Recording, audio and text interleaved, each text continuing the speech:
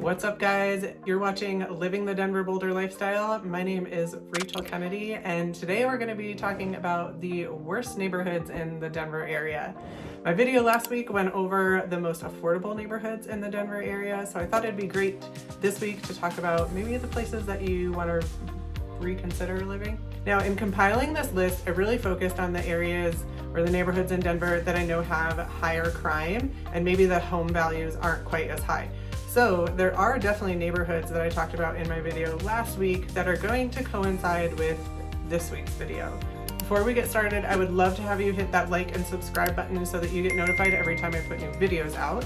And don't forget, I am a licensed realtor here in the Denver Boulder area, so as much as I love putting these videos out, I would love to help you with those real estate needs when you're ready to make your relocation out here to the Denver Boulder area. So please feel free to hit me up on that number or that email that is popping up below. I am the person that responds directly, and I would love to hear from you. All right, so let's dig into the 3 worst neighborhoods in the Denver area. I'm gonna go ahead and share my screen so that you guys can follow along, and I can show you exactly where these neighborhoods are located. But now I really focused this list on a few different factors. One was obviously the crime rate in the area. The second one was the schools in the area. And then the third one was really the housing value. Now, there's a few different pockets in the Denver area that just really haven't grown a ton in value, and it's mainly because there's just not a ton of interest in these specific areas, mainly because of the schools and the crime. So we're gonna dig into where those are. All right, so our first area that we're gonna focus on is called the Montbello neighborhood. And the Montbello neighborhood sits here just to the northeast of the Denver area. So you can see that we have the city of Denver here, we have the airport here out east, and we kind of sit smack dab in the middle when we are in the Montbello area.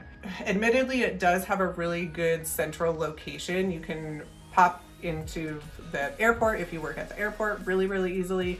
You're also right along I-70, so making it into the city is a really easy commute.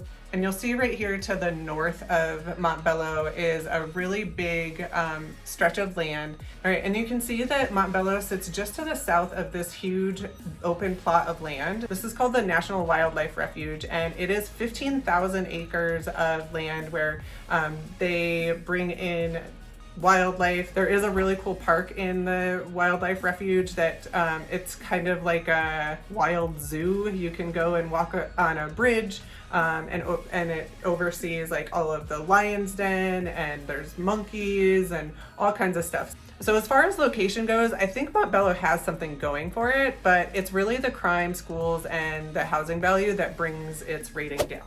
All right, so Montbello rated a C+ on niche.com. They, across the board, rated a C or a C- in housing, crime, and schools. So let's dig into all of those subcategories and what that really means.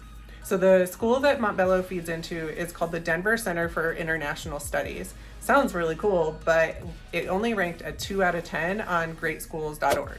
Now, the good thing about Montbello is that it does feed into Denver Public School District, and Denver Public School District has a school of choice program. So as long as you live in the district, you can opt to choice into any of the other schools in the district. And there are actually some really great schools just down the road from Montbello. The median home price in Montbello is $400,000. Let's check out what we can find for $400,000 in the Montbello area. What will that get us? So for nearly $400,000 in Montbello, we can get a 2002 build townhouse style living with just over 1,300 square feet, 2 bedrooms, and 3 bathrooms. It's actually a pretty great value if you can live with the surrounding neighborhood. And the median rent in Montbello is $1,842 a month. Now, the crime is really what got me in Montbello. The violent crimes were nearly double the national average, so that's including assault and murder, double the national average, and then followed by theft and burglary. Those weren't quite double the national average, but they were higher than the national average. And that wraps up our talking points on Montbello. It's a great choice if you have to be closer to the airport, But in all honesty, I would almost recommend hopping over that Pena Boulevard and going into Green Valley Ranch.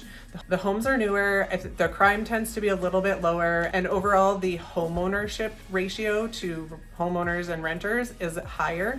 So the homes are better taken care of, and thus your home value will grow.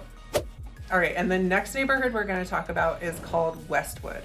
Now, Westwood was looped into my last week's video when I talked about the best neighborhoods or the most affordable neighborhoods in the Denver area. So while Westwood is definitely one of the more affordable neighborhoods in Denver, it is neighbors to additional affordable neighborhoods in Denver that I personally like a little bit better. All right, so Westwood is located here just to the south of the city of Denver. So it's really centrally located, and I think that's one of the best things it has going for it.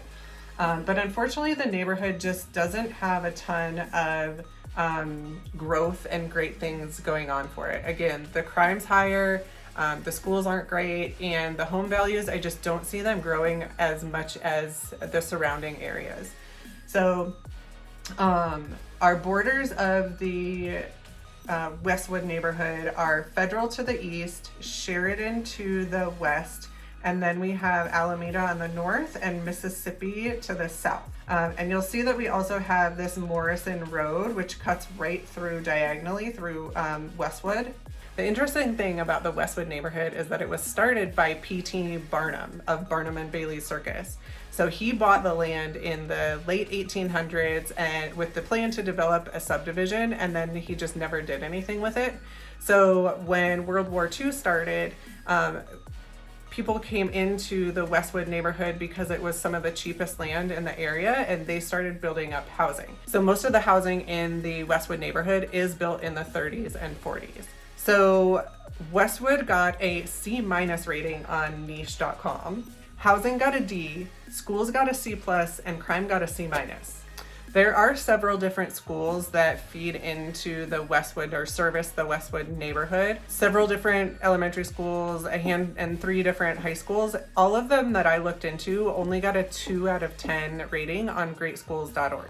But again, Westwood does feed into Denver Public Schools, so you do have the option to choice into any of the other schools in the Denver Public School District. So niche.com had the median home price at $329,000, but when I was doing my research, I came up with a much higher median home price, closer to that $415,000 mark. So let's check out what we can get for $350,000 in the Westwood neighborhood. So for $350,000, we can get just under 1,000 square feet, 858 square feet, 2 bedroom, 1 bath, and it's pretty move-in ready. This looks like it might even be a flip. You have a 1-car garage, looks like original cabinets. So pretty basic, pretty basic flip. But it is a single family for under $400,000, and that's pretty hard to find here in the Denver area, especially if you have a Denver address. And there's also listings that go all the way into the 500s in the Westwood area. And let's see what we can find for $550,000. So 963 square feet. So almost the same square footage as the $350,000 property, with 3 bedrooms, 1 bathroom, and no garage. And this one is a full flip. So everything in the house has been touched, but honestly, I don't know if it's an extra value of $200,000. I think that's kind of a push. Now, the crime was definitely above national average for the Westwood area.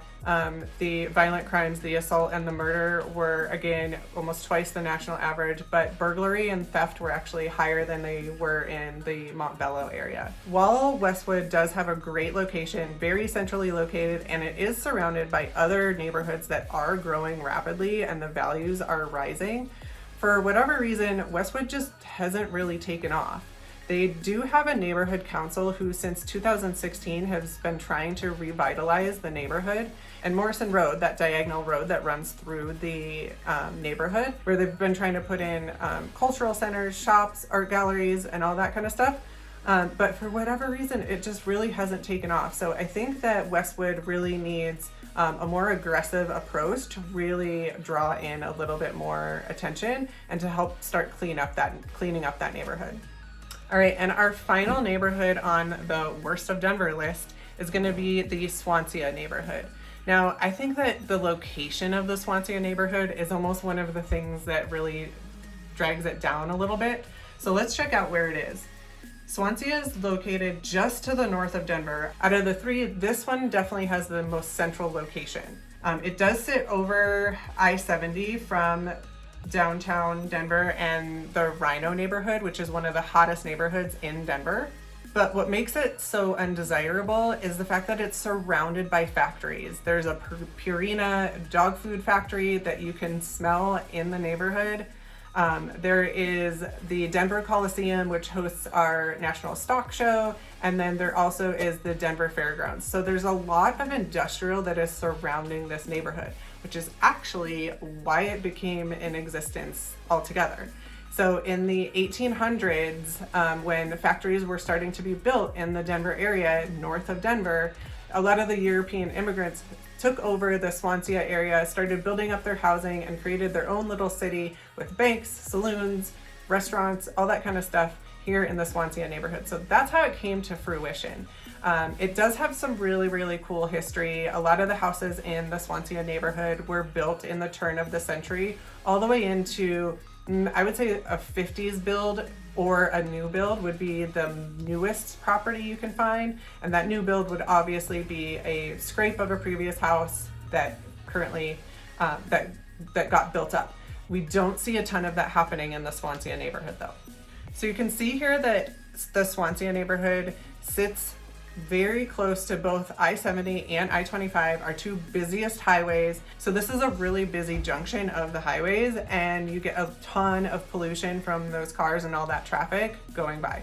So the Swansea neighborhood got voted a C grade overall on niche.com. They got a D- for housing, which is our lowest grade we've seen between the three neighborhoods, a C- for schools, and a C+ for crime. Housing got voted a D-, which is the lowest score we've seen throughout the three neighborhoods we've talked about today. The schools got a C+, and the crime got a C-. So the median home price in the Swansea neighborhood is $344,000. So let's check out what we can find for mid 300s in the Swansea neighborhood. Let's check out this one. So for $395,000, we can get 920 square feet, 3 bedrooms, 1 bath. Really cutely updated single family house. Looks like it might be a flip. Super cute. Built in 1952. Super, super cute. For under $400,000. Again, it's really hard to find a single family home that is livable for under $400,000 in the Denver area. When I looked into the schools, both the elementary school and the high school that service the Swansea neighborhood got ranked a 2 out of 10 on greatschools.org. That seems to be a trend in all of the neighborhoods that we've looked into. All the schools have been voted 2 out of 10, or the best we saw was a 4 out of 10 on Great Schools.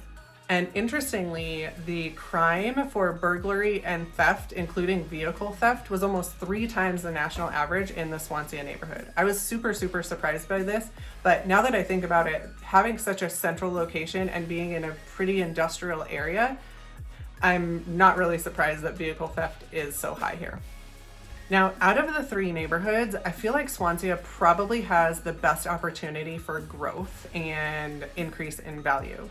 So in 2020, the city of Denver launched an I-70 expansion project, which expanded the highway 1 lane on both sides, which required them to go into the Swansea neighborhood. So they had to issue what's called eminent domain, meaning that the city can pay you for your house and take it in order to build this highway through the neighborhood.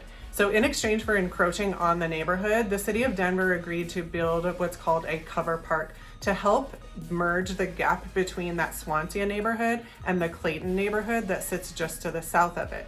Now, the reason they did this is because the Clayton neighborhood, as the city of Denver and the Rhino neighborhood have really expanded, the Clayton neighborhood has gotten some notoriety and those home values have definitely grown.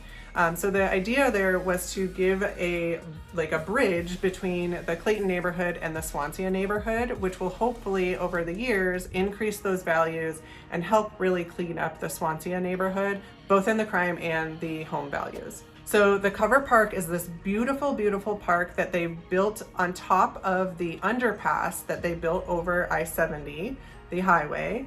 And it's a 4-acre park. They built 2 beautiful soccer fields. They have a splash pad, they have picnic tables. They even built an amphitheater there in the park. So I have a feeling that Swansea is definitely on the up and up. Over the years, I think we'll start to see the values really grow in the Swansea neighborhood. So overall, Denver doesn't have really bad neighborhoods. I grew up in Michigan and I'm used to Detroit bad neighborhoods, and Denver has nothing like that at all. So take that with a grain of salt. Depending on where you're coming from, these neighborhoods may be nothing, but if you're coming from Beverly Hills, these are definitely not the neighborhoods you want to pay attention to. So I hope this was helpful. Thank you so much for watching. Until next time.